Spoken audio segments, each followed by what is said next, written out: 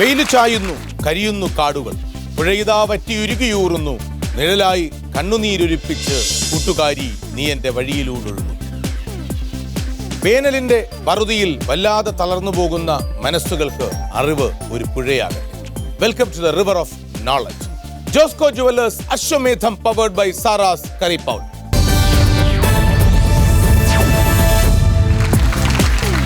ആദരണീയനായ നമ്മുടെ noble guide Sree V K Sreeraman, നമസ്കാരം sir. IT guide Nimmi Arun Gopan, good evening.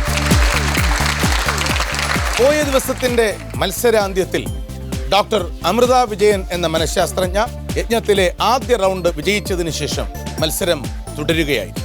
ഇന്ന് യജ്ഞത്തിന്റെ രണ്ടാം റൗണ്ടിലേക്ക് അമൃത വിജയൻ മത്സരക്കരുത്തോടെ എത്തുന്നു. Doctor Amrita Vijayan, welcome to the show.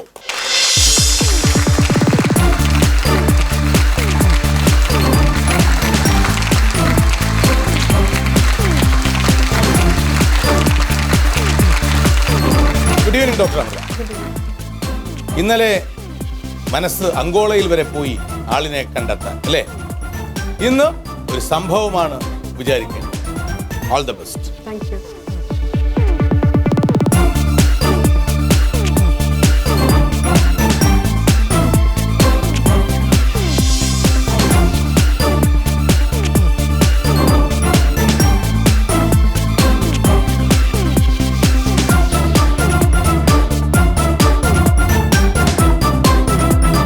വിജ്ഞാന വീഥിയിൽ സംഭവങ്ങൾ അന്വേഷിക്കണം, ചരിത്രം തിരയണം. യജ്ഞം.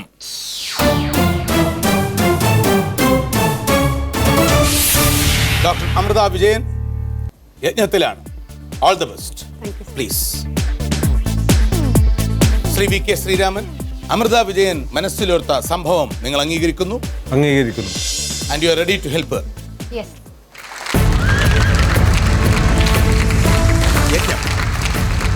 വിപരീത സമസ്യയുടെ ഉൾച്ചൂട് സംഭവങ്ങൾ തിരയുവാൻ ഉപയോഗിക്കുന്ന ഈ രണ്ടാം തലത്തിൽ എൻ്റെ ആദ്യത്തെ ചോദ്യം, നല്ലതെന്നോ മോശമെന്നോ കൃത്യമായി വേർതിരിക്കാൻ കഴിയുന്ന ഒരു സംഭവമാണോ അത്? അതെ. ആണ്. നല്ല സംഭവം അല്ല. അല്ല. ഏഷ്യയിൽ നടന്ന സംഭവം? അല്ല. യൂറോപ്പിൽ നടന്ന സംഭവം? അതെ. ഇംഗ്ലണ്ടിൽ നടന്ന സംഭവം? ഇല്ല. Life line? ഇംഗ്ലണ്ടിലല്ല.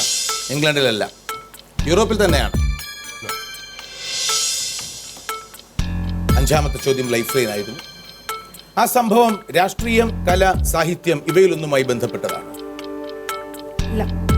അല്ല. 1950 ശേഷം നടന്ന സംഭവം? അതെ.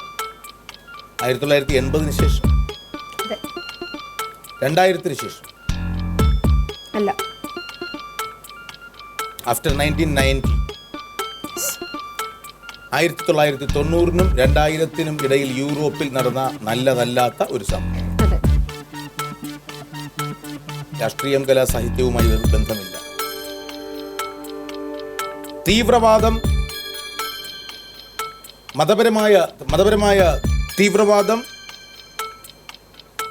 വിമാന അപകടം, പ്രകൃതി ദുരന്തം, ഇതിലൊന്നായിരുന്നു ആ സംഭവം? അല്ല. അല്ല. സ്പോർട്സുമായി ബന്ധപ്പെട്ട സംഭവം? അതെ.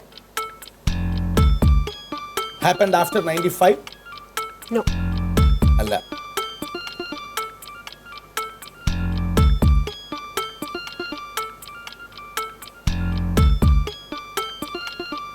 ഫ്രാൻസിലോ ജർമ്മനിയിലോ വെച്ചാണോ ആ സംഭവം നടന്നത്? അതെ. ആണ് സർ? ആണ്. ആ സംഭവം ഒരു വ്യക്തിയാൽ നടത്തപ്പെട്ട, ഒരു സിംഗിൾ ഇൻഡിവിജ്വൽ നടത്തിയ സംഭവമാണ്? അതെ. ആ സംഭവത്തിൽ പ്രശസ്തരായ വ്യക്തികൾ ഉൾപ്പെട്ടിട്ടുണ്ട്? ഉണ്ട്. ഉണ്ട്. ഉണ്ട്. ആ വ്യക്തികൾ പുരുഷന്മാരാണ്? അല്ല. ക്വസ്റ്റ്യൻ നമ്പർ 17, ഈ സംഭവം നടത്തിയ വ്യക്തി പുരുഷനാണ്? അതെ. ആണ്. ആണ്. നമ്പർ 18, ഈ സംഭവം നടത്തിയ വ്യക്തിയുടെ പേര്? ഗുന്ദർ പാഷ് എന്നാണ്? അതെ. ആണ് സർ, ആണ്. ആരാധന അതിരുവിട്ട നിമിഷങ്ങളുണ്ടാകും ജീവിതത്തിൽ. അങ്ങനെ വരുന്നവർ ശക്തമായി പ്രതികരിക്കുകയും ചെയ്യും. പ്രശസ്തയായ ടെന്നീസ് താരമാണ് സ്റ്റെഫി ഗ്രാഫ്. സുന്ദരിയും കൂടിയാണ്. സ്റ്റെഫി ഗ്രാഫിന്റെ വളർച്ചയുടെ കാലത്ത് തന്നെയാണ്, അല്ലെങ്കിൽ വളർച്ചയുടെ പകുതിക്ക് ശേഷമുള്ള കാലയളവിലാണ് ലോക ടെന്നീസിലേക്ക് ഒരു താരകം പോലെ മോണിക്ക സെലസ് ഉദിച്ചുയർന്നത്. സ്റ്റെഫിയും മോണിക്ക സെലസും തമ്മിലുള്ള മത്സരങ്ങളിൽ സെലസ് വിജയം കൈവരിച്ചു തുടങ്ങി. സ്വാഭാവികമായും ആരാധകർക്കതിൽ വിഷമം തോന്നും. പക്ഷെ ആരാധന അതിരുവിട്ടപ്പോഴാണ് ഗുന്ദർ പാഷ് എന്ന ആരാധകൻ ആ കടുങ്കൈ ചെയ്തത്.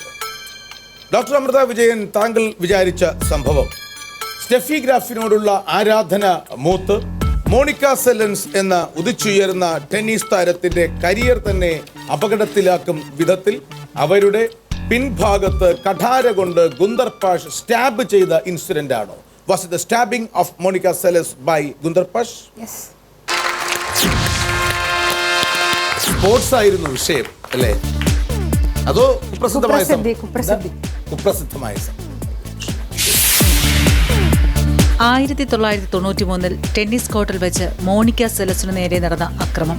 1993 ഏപ്രിൽ 30 ഹംഗേറിയൻ ടെന്നീസ് താരമായ മോണിക്ക സെലസിനു നേരെ ജർമ്മൻ ടെന്നീസ് പ്ലെയറായ സ്റ്റെഫി ഗ്രാഫിന്റെ കടുത്ത ആരാധകരിലൊരാൾ കഠാര കൊണ്ട് കുത്തി മുറിവേൽപ്പിച്ചു. അന്ന് 19 വയസ്സുകാരിയായ മോണിക്ക ലോകത്തിലെ മികച്ച കളിക്കാരിയായി ഉയർന്നതിന്റെ അസഹിഷ്ണുതയാലാണ് ഗുണ്ടർ പാഷെ എന്ന ഭ്രാന്തനായ ആരാധകൻ ടെന്നീസ് കോർട്ടിൽ വെച്ച് കഠാര കൊണ്ട് കുത്തിയത്. And Nimi, please.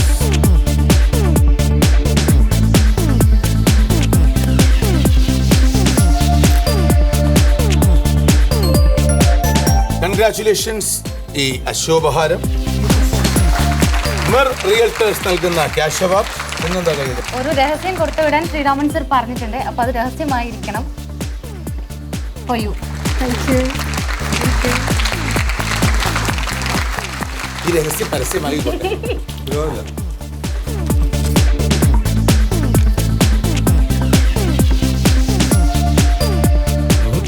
വായിക്കുക. VS രാമചന്ദ്രൻ എന്ന വെളിയന്നൂർ രാമചന്ദ്രന്റെ behavioural neurology, his books phantoms in the brain, മണ്ടയ്ക്കുള്ളിലെ മായാവികൾ, the brain handbook of thermal analysis, നാഡീരോഗ ശാസ്ത്രജ്ഞനായ ആ തമിഴ്നാട്ടുകാരനെ കുറിച്ച്, കാലിഫോർണിയയിൽ സാന്റിയാഗോ യൂണിവേഴ്സിറ്റിയിൽ രാമചന്ദ്രന്റെ സഹപ്രവർത്തകനായ ശാസ്ത്രജ്ഞൻ, നോബൽ സമ്മാനത്തിന് അർഹനായ കാര്യവുമെല്ലാമുണ്ട്. പഠിക്കാനും വായിക്കുവാനും വേണ്ടി അമൃതയ്ക്ക് അദ്ദേഹത്തിന്റെ നിർദ്ദേശം. ഈ അവസരത്തിൽ അമൃതയ്ക്ക് പ്രേക്ഷകരോട് എന്താണ് പറയാനുള്ളത്?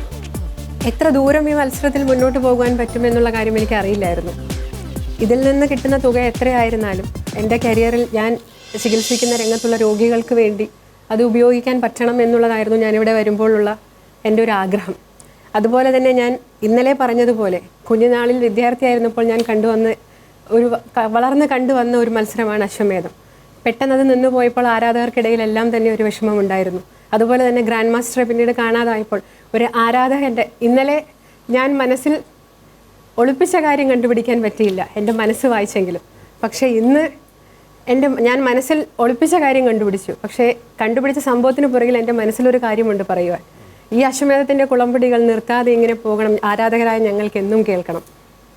കത്തിയെടുത്ത് കുത്തും ഇല്ലെങ്കിൽ ആരാധകർ അത് അശ്വമേധത്തിന്റെ കുളമ്പടി ഒച്ചകൾ കേട്ടില്ലെങ്കിലല്ല, ആവശ്യമില്ലാത്ത കുളമ്പടി ഒച്ചകൾ കേട്ടാൽ കത്തിയെടുത്ത് കുത്താൻ ആരാധകർക്കല്ല, അവനവന് തന്നെ ചിലപ്പോൾ തോന്നിപ്പോകും. കത്തി കൊണ്ട് രണ്ടുണ്ട് കാര്യം, കുത്തിക്കൊല്ലാനും ശസ്ത്രക്രിയയ്ക്കും. കായംകുളം MLA സഖാവ് CK സദാശിവൻ ഒരു രാഷ്ട്രീയ നേതാവാണ്. പക്ഷെ എൻ്റെ മനസ്സിലിപ്പോൾ അദ്ദേഹത്തിൻ്റെ പേര് കടന്നു വരാൻ കാരണം മറ്റൊന്നാണ്. വർഷങ്ങളോളം നെഹ്റു ട്രോഫി കിട്ടിയ കൈനഗരി ചുണ്ടൻ്റെ ക്യാപ്റ്റൻ കൂടിയായിരുന്നു ആ രാഷ്ട്രീയ നേതാവ്. മേഖല എന്തുമാകട്ടെ, ചുണ്ടൻ വെള്ളം നൽകുന്ന ആവേശം വളരെ വലുതാണ്. Welcome back to Josco jewellers Ashwamedham, powered by Saras curry power. ഇതെന്താ പ്രദീപ് ഇടവേള കഴിഞ്ഞ് വന്നപ്പോൾ ചുണ്ടൻ വെള്ളത്തിനെ കുറിച്ച് പറഞ്ഞു തുടങ്ങിയത്? സ്വാഗതം ചെയ്യാം അടുത്ത മത്സരാർത്ഥിയെ, കോട്ടയം ജില്ലയിൽ നിന്നെത്തിയ ശ്രീമതി ഭുവനേശ്വരി അമ്മയെ.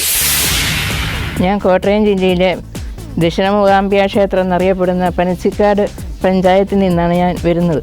എൻ്റെ പേര് KM ഭുവനേശ്വരി അമ്മ എന്നാണ്. ഞാൻ ഒരു റിട്ടയർഡ് ടീച്ചറാണ്. കണ്ണൂർ ജില്ലയിലെ മണക്കടവ് ശ്രീപുരം സ്കൂളിൽ നിന്ന് ഞാൻ 20 വർഷത്തെ സേവനത്തിന് ശേഷം റിട്ടയർഡായി. കോട്ടയം ജില്ലയിലെ ഓഡീഷനിൽ ഞാൻ അവിടെ പങ്കെടുത്തിരുന്നു. അവിടെ ധാരാളം മത്സരാർത്ഥികളുണ്ടായിരുന്നു. അതിൽ നിന്നാണ് എനിക്ക് സെലക്ഷൻ കിട്ടിയത്. ഇനിയും ഞാൻ അശ്വമേധം മത്സരവേദിയിലേക്ക് പോവുകയാണ്. ജയിക്കാൻ തന്നെയാണ് പോകുന്നത്. പക്ഷേ ഗ്രാൻഡ് മാസ്റ്ററെ തോൽപ്പിക്കാൻ എനിക്ക് സാധിക്കില്ല എന്നൊരു വിശ്വാസമുണ്ട്. എങ്കിലും ഞാൻ ജയിക്കാൻ വേണ്ടി തന്നെ മുൻപോട്ട് പോകുന്നു. അമ്മ പ്ലീസ് വാക്ക് ഇൻ.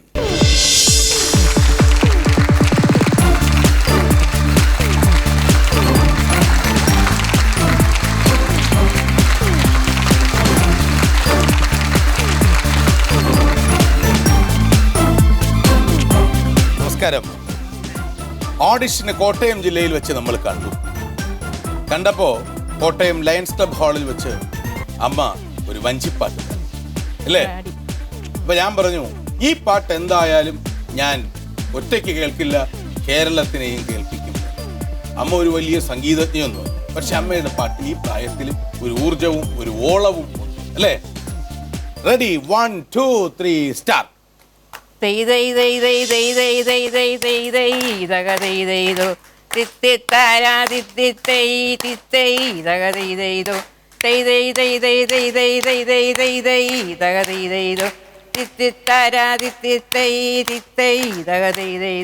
കുട്ടനാടൻ പുഞ്ചയിലെ കൊച്ചു പെണ്ണെ കുയിലാളെ കുട്ടു വേണം, കുഴൽ വേണം, കുരവ വേണം, വരവേൽക്കാനാളു വേണം, കൂടി തോരണങ്ങൾ വിജയ ശ്രീലാളിതരായി വരുന്നു ഞങ്ങൾ. ഓ തിത്തിത്തരാ തിത്തിത്തൈ തിത്തൈ തകതി ചെയ്തു തിത്തിത്തരാ തിത്തിത്തൈ തിത്തൈ തകതി. ശരി, എത്ര വയസ്സായി? അതിനകത്ത് എഴുതിയത് 65 വയസ്സെന്ന് എഴുതിയത്. 2 വയസ്സ് കുറച്ച് പോയി. സ്ത്രീകൾക്ക് വയസ്സ് പറയുന്നത് 67 വയസ്സാകുന്നു. അതിനകത്ത് 65 എഴുതിയത്. അതായത് ശ്രീരാമൻ അമ്മ ബയോഡേറ്റയിൽ 65 എന്നാണ് എഴുതിയത്. പക്ഷേ 2 വയസ്സ് കുറച്ചാണ് എഴുതിയത്. സത്യത്തിൽ 67 ആയി എന്നുള്ളതാണ്. പക്ഷെ അമ്മ തന്നെ അത് തുറന്ന് പറയുകയും ചെയ്യും. 67 വയസ്സായിട്ടും ഈ സ്മാർട്ട്നെസ്, ഈ എനർജി, അതാണെന്ന് ഓഡിഷനിൽ തന്നെ ഏറ്റവും കൂടുതൽ ആകർഷിച്ചത്. സന്തോഷമുണ്ട് ഇവിടെ വരാൻ കഴിഞ്ഞതിൽ, ഇല്ലേ അമ്മ? എനിക്ക് സന്തോഷമുണ്ട്. സാറിനെ ഒന്ന് നേരിട്ട് കാണാനും അന്ന് കണ്ടിരുന്നു, കോട്ടയത്ത് വെച്ച് കണ്ടു. എന്നാൽ ഇത്രയും പേരുടെ മുൻപിൽ വെച്ച് എനിക്ക് കാണാൻ വലിയ ആഗ്രഹമായിരുന്നു, സന്തോഷമായിരുന്നു. അതിപ്പോൾ സാധിച്ചു. ഇതിനകത്ത് പൈസ കിട്ടുന്നതോ അതിൻ്റെ രീതിയിൽ മുൻപോട്ട് പോകാനൊന്നുമില്ല. ഈ വേദി വന്ന് എല്ലാവരെയും ഒന്ന് കണ്ട് എല്ലാവരെയും ഒരു അനുഗ്രഹം വാങ്ങിക്കണമെന്ന് മാത്രമേ എനിക്ക് ആഗ്രഹം ഉണ്ടായിരുന്നുള്ളൂ. അപ്പോൾ അത് സാധിച്ചു. ശരി, അപ്പോൾ നമുക്ക് യാഗഭൂമിയിൽ നിന്ന് തുടങ്ങാം അല്ലേ? ശരി.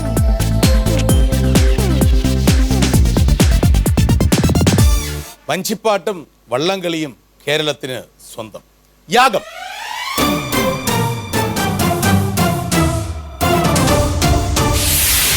അമ്മ അതിൽ നിന്നൊരു വിഷയമെടുക്കും. യാഗത്തിലെ ആദ്യത്തെ കടമ്പ അതാണ് ക്രിക്കറ്റ്. അമ്മക്ക് ഇഷ്ടമാണോ ക്രിക്കറ്റ്? ഇല്ല.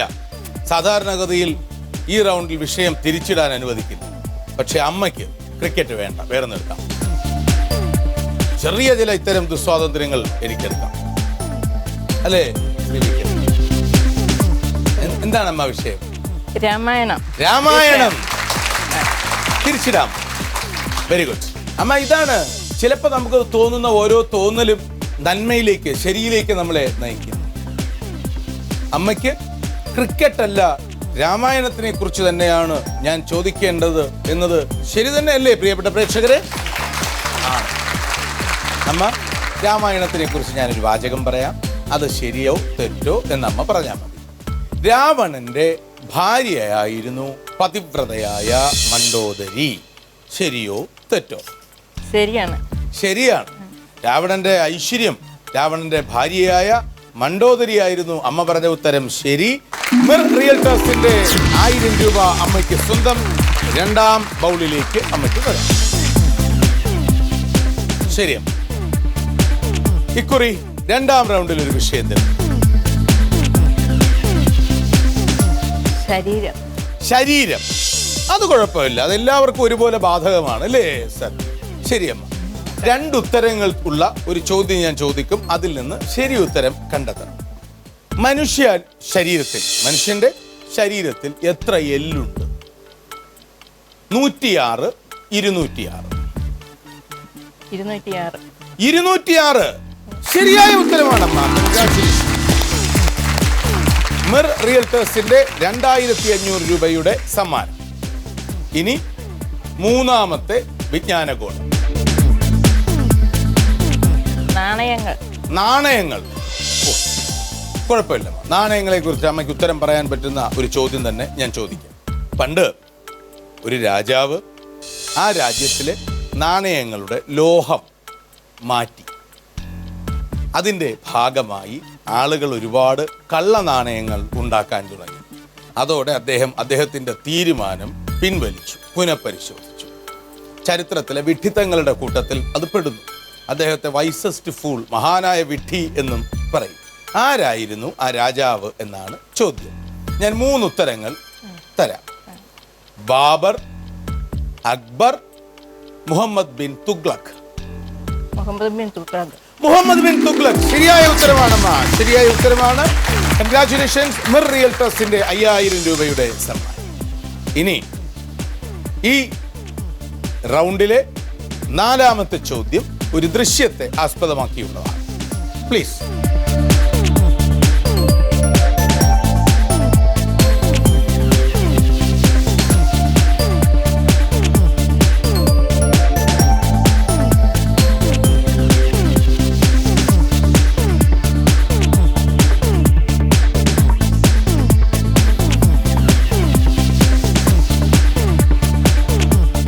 ഇതൊരു സിനിമയമ്മ. അത് പോട്ടെ, കൊള്ളാം. സിനിമ കണ്ടത് മതിയമ്മ. ഈ സിനിമ ലേക്കിൻ എന്ന പ്രശസ്തമായ ഒരു ഹിന്ദി സിനിമയാണ്. ഇത് കേട്ടൊന്നും അമ്മ പേടിക്കണ്ട. ഞാൻ ചോദിക്കുന്ന ചോദ്യത്തിന് ഉത്തരം പറയാൻ അമ്മയ്ക്ക് പറ്റും.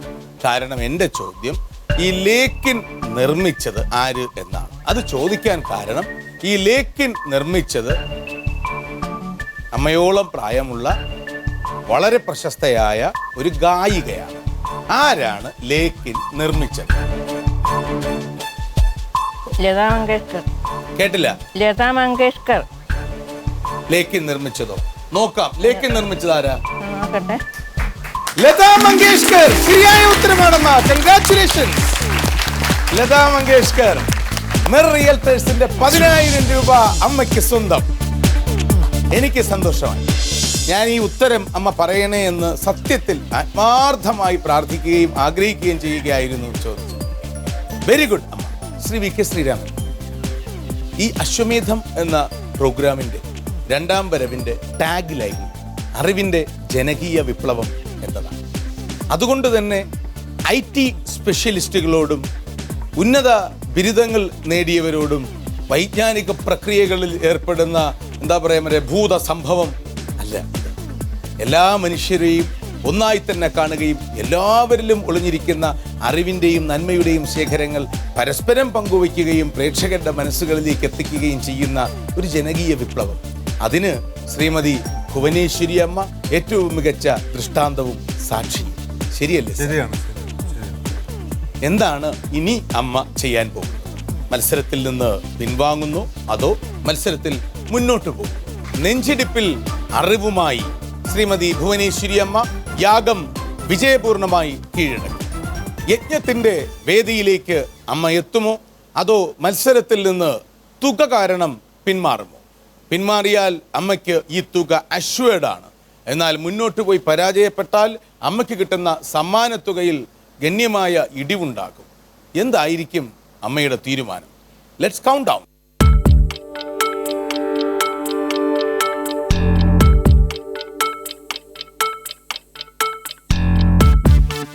Thumbs up is the signal. Shrimati Bhuvaneshwari അമ്മ, സ്വാഗതം.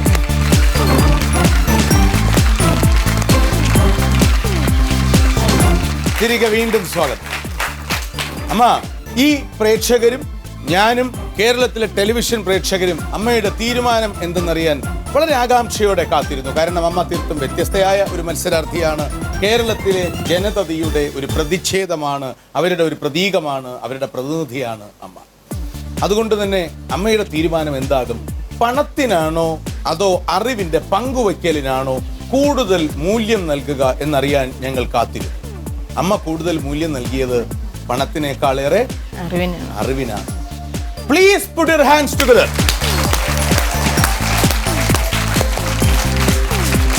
അമ്മ ആ വിജ്ഞാനഗോളത്തിൽ നിന്നും ഒരു വിഷയം എടുക്കും. അത് അമ്മയ്ക്ക് വിചാരിക്കാൻ കഴിയുന്ന രീതിയിലുള്ള ഒരു വിഷയമാകട്ടെ എന്ന് ഞാൻ പ്രാർത്ഥിക്കുന്നു. പറയരുത് എന്നോട് ആ വിഷയം എന്താണ്. ആ വിഷയവുമായി ബന്ധപ്പെട്ട് ഒരാളിൻ്റെ പേര് വേണം അമ്മ മനസ്സിലോർക്കാൻ.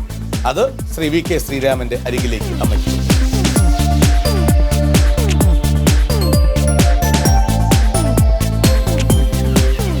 ശ്രീമതി ഭുവനേശ്വരി അമ്മയോടൊപ്പം പ്രേക്ഷകരുടെയും എന്റെയും പിന്തുണ അവർക്ക് പ്രഖ്യാപിച്ചുകൊണ്ട് യജ്ഞം.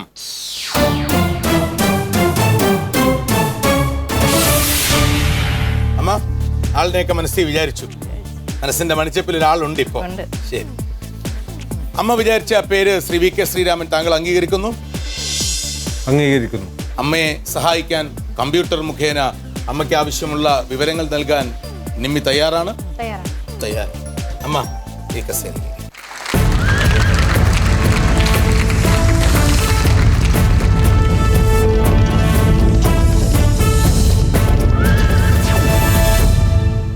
കോട്ടയത്ത് ലയൺസ് ക്ലബ് ഹാളിൽ 2014 ഓഗസ്റ്റ് മാസം 28 തീയതി ഏതാണ്ട് ഉച്ച കഴിയുന്ന നേരത്താണ് ഞാൻ അമ്മയെ ആദ്യമായി കാണുന്നത്, അല്ലേ? അതിനുശേഷം ഇന്ന് ഈ വേദിയിൽ, ഈ ഹോട്ട് സീറ്റിൽ നമ്മൾ തമ്മിൽ വീണ്ടും കണ്ടുമുട്ടും. ഈ പുനഃസമാഗമം അല്ലെങ്കിൽ ഈ കണ്ടുമുട്ടൽ അമ്മ പ്രതീക്ഷിച്ചിരുന്നു? ഞാൻ വളരെയധികം ആഗ്രഹിച്ചിരുന്നു, കുറേയൊക്കെ പ്രതീക്ഷിക്കുകയും ചെയ്തിരുന്നു. ഞാൻ പറഞ്ഞു എനിക്കിതിനകത്ത് പങ്കെടുക്കണമെന്ന് വളരെയധികം താല്പര്യമുണ്ട്. പണ്ടത്തെ അശ്വമേധത്തിനകത്തും പങ്കെടുക്കണമെന്ന് താല്പര്യമുണ്ടായിരുന്നു. പക്ഷേ അന്ന് അത് സാധിച്ചില്ല. അത് കഴിഞ്ഞ് പിന്നെ ഇതിൻ്റെ പരസ്യം വന്നപ്പോഴാണ് ഏതായാലും ഒന്ന് ശ്രമിച്ചു നോക്കാം എന്ന് വിചാരിച്ചത്. അങ്ങനെയാണ് അന്നവിടെ എത്തിയത്. അമ്മയ്ക്ക് സ്വാഗതം.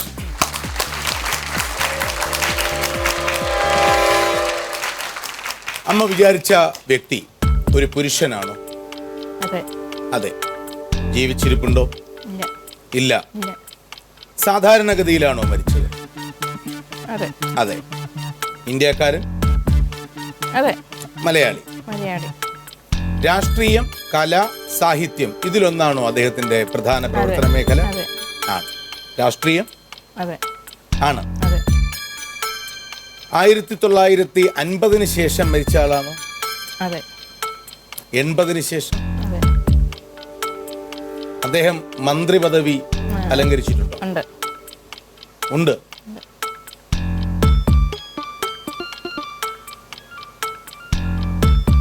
മുഖ്യമന്ത്രി ആയിട്ടുണ്ടോ? ആയിരുന്നു. ആയിരുന്നു. ആയിരുന്നു. അദ്ദേഹം മരിച്ചത് 2000 ശേഷമാണ്? അതെ. ആണ്. അതെ. അദ്ദേഹത്തിന്റെ രാഷ്ട്രീയ ബോധം ഇടതുപക്ഷ രാഷ്ട്രീയമായിരുന്നു? അതെ. ആയിരുന്നു. ആയിരുന്നു. അദ്ദേഹത്തിന്റെ ഭാര്യ കല്യാശ്ശേരിയിൽ വീട്ടിൽ സ്മരണകളിരമ്പുന്ന മനസ്സുമായിരിക്കുന്ന ശാരദ ടീച്ചറാണ്? അതെ. ആണ്. അതെ. അമ്മ വിചാരിച്ചത് ഈ അശ്വമേധം ആരംഭിച്ച വ്യക്തിയെയാണ്. കേരളത്തിന്റെ മുൻ മുഖ്യമന്ത്രി, ബഹുമാന്യനായ, കുട്ടികളെപ്പോലെ ചിരിക്കുന്ന, തമാശ പറയുന്ന, ഊർജ്ജസ്വലമായി ചിന്തിക്കുന്ന, വിപ്ലവബോധം ഹൃദയത്തിൽ നിറച്ച ആദരണീയനായ ശ്രീ ഇ കെ നായനാരിനെ, അല്ലേ?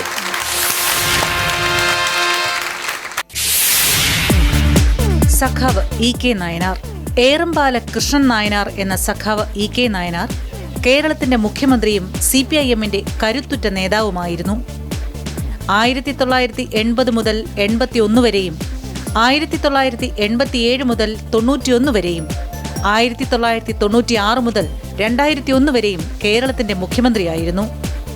അദ്ദേഹമാണ് ഏറ്റവും കൂടുതൽ കാലം കേരളം ഭരിച്ച മുഖ്യമന്ത്രി. സ്കൂൾ വിദ്യാഭ്യാസ കാലത്തു തന്നെ ദേശീയ പ്രസ്ഥാനവുമായി ബന്ധപ്പെട്ട് പ്രവർത്തിച്ചു. ദേശാഭിമാനിയിൽ ജോലിക്ക് ചേർന്നു.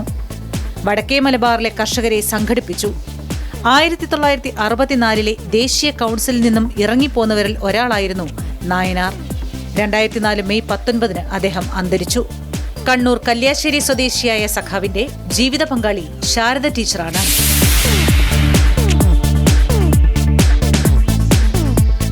ഞങ്ങളുടെ അശോപഹാരം അമ്മ. ഇത് മിർ റിയൽട്ടേഴ്സ് അമ്മയ്ക്ക് നൽകുന്ന ക്യാഷ് അവാർഡ്. ഇതിൽ നിന്ന് കുറച്ച് പൈസ അമ്മയ്ക്ക് നേരത്തെ കിട്ടിയിടത്തിൽ നിന്ന് നഷ്ടമായി കാണും. പക്ഷെ അതിലൊന്നും കാര്യമില്ല. അമ്മ എന്തുകൊണ്ടാണ് ശ്രീരാമൻ സഖാവ് EK നായനാരുടെ പേര് അമ്മ വിചാരിച്ചപ്പോ ഞാനത് പെട്ടെന്ന് തന്നെ കണ്ടെത്താൻ സാധ്യതയുണ്ടെന്ന് താങ്കൾക്ക് തോന്നിയില്ലേ? ഞാനത് പറയുകയും ചെയ്തു. അപ്പോ പറഞ്ഞു അത് പറ്റില്ല, പേര് തന്നെ വേണമെന്ന്. അതെന്താ അത് തന്നെ വേണം എന്ന് ശഠിച്ചത്? അദ്ദേഹത്തിൻ്റെ ചിരി എനിക്ക് വളരെയധികം ഇഷ്ടമാണ്. അപ്പോൾ അദ്ദേഹത്തിൻ്റെ ഫലിതം ഒരു പുസ്തകമുണ്ട്. ആ പുസ്തകത്തിനകത്ത് ഇപ്പം എന്തോ ഫലിതം എന്ന് എനിക്ക് പറഞ്ഞാൽ ഇപ്പം ഞാൻ ഓർമ്മയില്ല. അങ്ങനെയായിരുന്നു EK നായരുടെ ഫലിതങ്ങൾ എന്ന് പറഞ്ഞൊരു പുസ്തകമുണ്ട്. അത് ഞാൻ കുറേ പ്രാവശ്യമൊക്കെ വായിച്ചിട്ടുണ്ട്. പിന്നെ ഞാൻ കണ്ണൂർ ജില്ലയിലാണ് അധ്യാപികയായിട്ട് ജോലി നോക്കിയത്. അപ്പം ഈ ശാരദ ടീച്ചറിനെയൊക്കെ കണ്ടിട്ടുണ്ട്. ഈ കന്യാശ്ശേരി വീട്ടിൽ പോയിട്ടുണ്ട്. ജയിക്കുന്നതിനേക്കാൾ നായനാരുടെ ദീപ്തമായ സ്മരണകൾ അയവിറക്കുന്നതാണ് പ്രാധാന്യം എന്നമ്മ തീരുമാനിച്ചു. നല്ല തീരുമാനം. നക്ഷത്രങ്ങൾക്കിടയിലേക്ക് സഖാവ് നായനാർക്ക് ഒരു കത്ത്.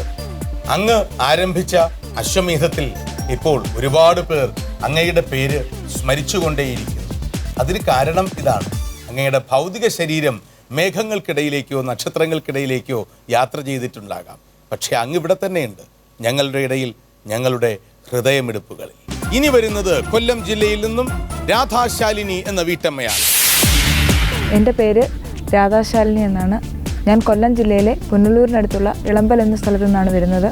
എനിക്ക് ഇങ്ങനെയൊരു പ്രോഗ്രാമിൽ പങ്കെടുക്കാൻ സാധിച്ചത് ഞാൻ വളരെയധികം ഭാഗ്യമായി കരുതുന്നു. ഞാൻ ഈ പ്രോഗ്രാമിൽ പങ്കെടുക്കുന്നതിന് വേണ്ടി ചെറിയ ചെറിയ തയ്യാറെടുപ്പുകളൊക്കെ നടത്തിയിട്ടുണ്ട്. ഇനി ഞാൻ പോകുന്നത് അശ്വമേധത്തിൻ്റെ മത്സരവേദിയിലേക്കാണ്. രാധാശാലിനി, വാക്ക് ഇൻ പ്ലീസ്.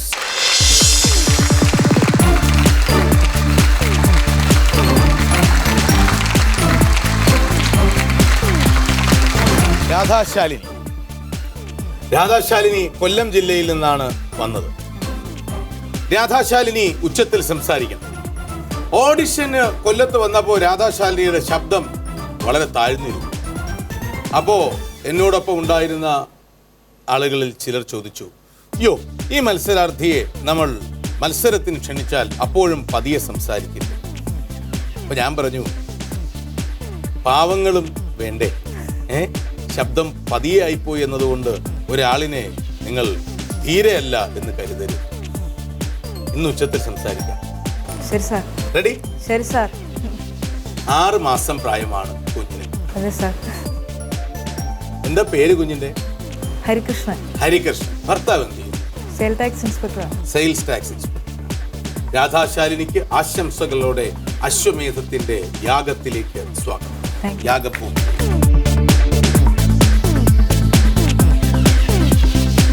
അറിവിന്റെ ജനകീയ വിപ്ലവത്തിൽ ഇനി യാഗം.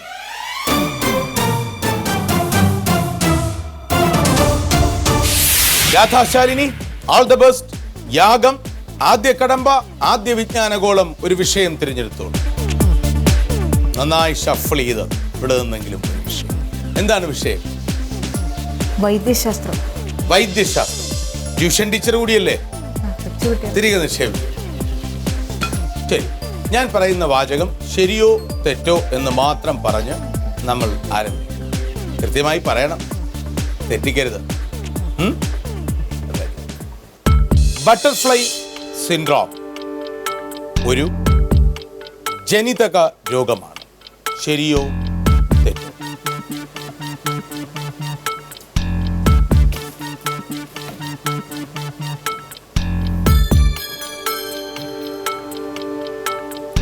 കൊല്ലംകാരോട് ഞാൻ കള്ളം പറയാറില്ല. ശരിയാണ്. ശരിയാണ്, ബട്ടർഫ്ലൈ സിൻഡ്രോം ഒരു ജനിതക രോഗമാണ്. ശരീരം മുഴുവൻ ചിത്രശലഭങ്ങൾ പോലെ, ചിത്രശലഭ ചിറകുകൾ പോലെ ആകും ശരീരം. വളരെ ദാരുണമായ ഒരവസ്ഥ കൂടിയാണ് അത്.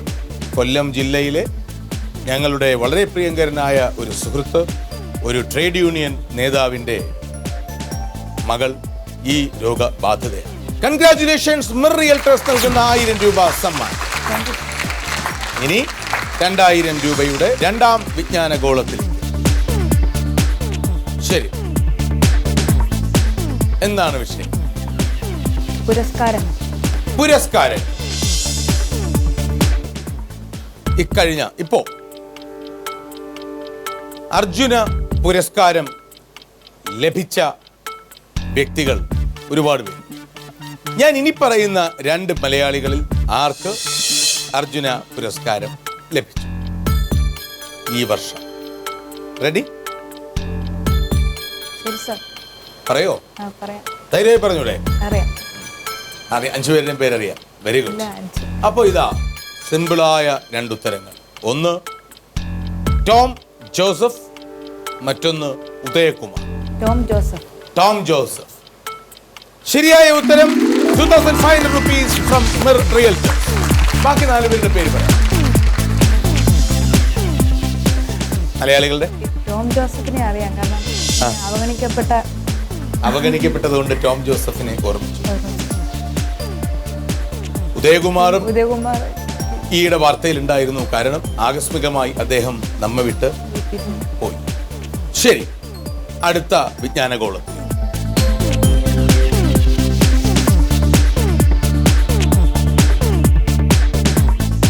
ഭയം. ഭയം. ഭയം.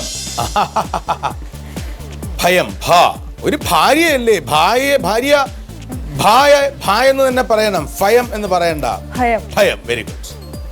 ശരി, ഭയത്തെക്കുറിച്ച് ഞാൻ ചോദിക്കുന്നത്, നിങ്ങൾക്ക് ഇടിമിന്നലിനെ കുറിച്ചുള്ള പേടി, അതിൻ്റെ പേരെന്ത്, അല്ലെങ്കിൽ കാറ്റിനെ പേടിക്കുന്നതിൻ്റെ പേരെന്ത്, അങ്ങനെയൊന്നും ഞാൻ ചോദിക്കുന്നില്ല.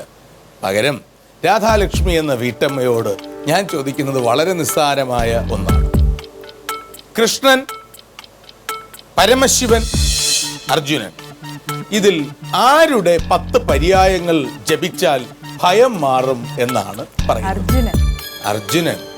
അർജുനൻ, ഫൽഗുനൻ, പാർത്ഥൻ, കിരീടിയും, ജിഷ്ണു, ധനഞ്ജയൻ, സവ്യസാചി, അങ്ങനെ പോകുന്ന 10 വാക്കുകൾ. ശരിയായ ഉത്തരം മിർ റിയൽറ്റേഴ്സിന്റെ 5000 രൂപയുടെ സമ്മാനം Radhalakshmi. Radhashalini, all the best. ഒരൊറ്റ കടമ്പ 10000 രൂപയ്ക്ക് ഒരു കാഴ്ച കടമ്പ.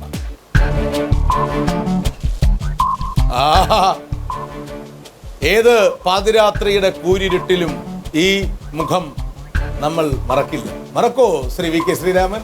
ഒരിക്കലുമില്ല. പ്രതിഭകൾ ഒരിക്കലും പൊണ്ണത്തടിയന്മാരാകില്ല എന്നൊക്കെ പറഞ്ഞ് ചിലരെന്നെ കളിയാക്കാറുണ്ട്.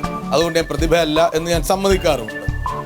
പക്ഷെ ഇതിനേക്കാൾ വലിയൊരു പ്രതിഭയെ ഈ മേഖലയിൽ, ഇദ്ദേഹത്തിന്റെ മേഖലയിൽ ഞാൻ കണ്ടിട്ടില്ല. ആരാണ് ഇദ്ദേഹം? ഒരു നല്ല സൂചന തരാം.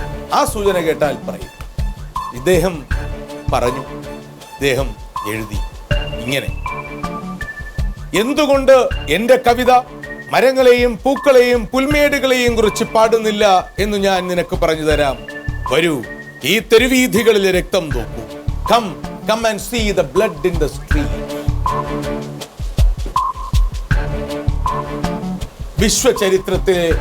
വിശ്വകാവ്യ ചരിത്രത്തിലെ ഏറ്റവും മഹാനായ കവി, വിപ്ലവകാരി.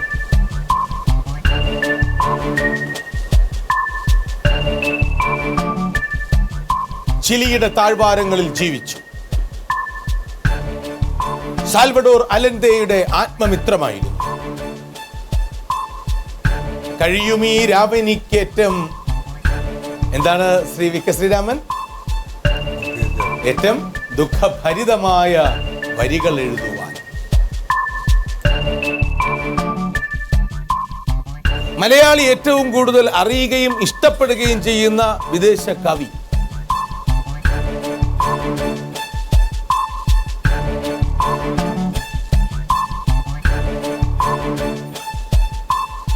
ഇദ്ദേഹത്തെ അദ്ദേഹത്തിന്റെ പേരിന്റെ ആദ്യ ഭാഗവും പിക്കാസോയുടെ പേരിന്റെ ആദ്യ ഭാഗവും ഒന്നാണ്.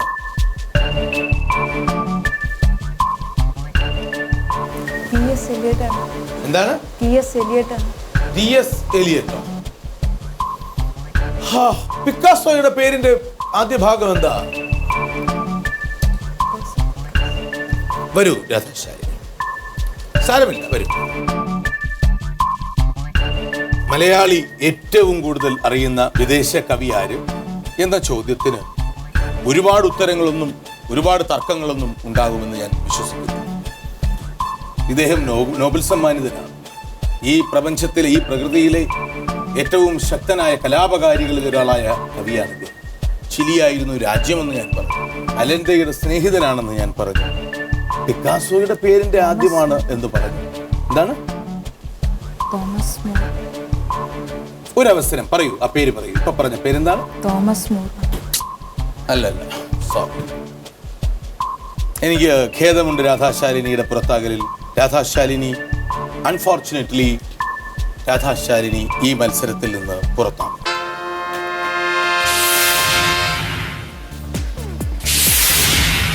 ലോകമെമ്പാടുമുള്ള ഏത് മലയാളിക്കും ഇപ്പോൾ മനസ്സിലായി ഇതാരാണെന്ന്. എന്റെ കവിത പൂക്കളെയും പുല്ലുകളെയും കുറിച്ച് പാടില്ല, വരൂ ഈ തെരുവീഥികളിലെ രക്തം കാണൂ എന്നെഴുതിയത്, Come and see the blood in the street എന്നെഴുതിയത് പാബ്ലോ നെരൂദയാണ്. പാബ്ലോ പിക്കാസോ എന്ന് കേട്ടിട്ടില്ലേ? നെരൂദയെ കേട്ടിട്ടുണ്ടോ? അറിയാം. എന്നിട്ട് എന്താ നെരൂദയെ കുറിച്ച് ഇത്രയും കാര്യങ്ങൾ പറഞ്ഞിട്ടും കണ്ടെത്തിയില്ല? ഒന്ന് വന്നു പിന്നെ മനസ്സിൽ നിന്ന് പോയി. നിമ്മി,